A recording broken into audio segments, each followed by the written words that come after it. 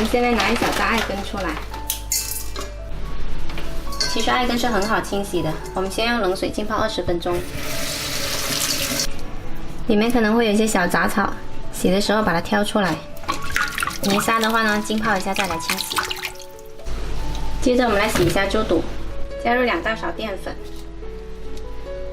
先用淀粉把猪肚里里外外抓洗一下。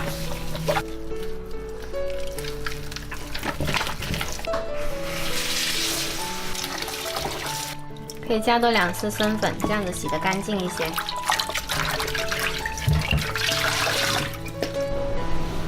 然后在冷水下锅焯烫一下，加入2片姜、1个葱节，还有少许料酒。猪肚焯烫10分钟左右就可以拿出来清洗一下，然后用小刀把这黄色这层膜给它刮掉。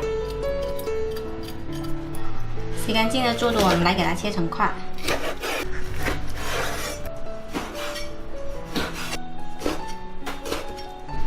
浸的猪肚切出来就剩这一点啦。浸泡好的艾根，我们可以这样子抖一抖，这样子比较好洗。抖一下泥沙就可以抖出来。一般用清水洗个3、4遍就干净了。好了，这样子就 OK 啦。洗好的艾根放到砂锅里来，我这里是50克。切好了猪肚也加进来，来加入大约2升清水。再来加入2片姜，先大火煮开，再转小火煲1个半小时。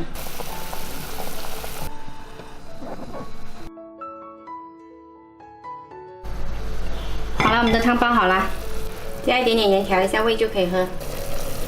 我们来看，这锅汤已经煲得很浓了，闻起来有很浓郁的艾根清香，喝起来特别好喝。今天这碗艾根煲猪肚汤呢，老少皆宜，特别是女人要记得经常煲来喝。喜欢的话可以试一下。妈妈，这汤是用什么做的？艾根啊，你吃的这个味比较好一点。哎啊，这个肉比较厚。你最喜欢吃的猪肚。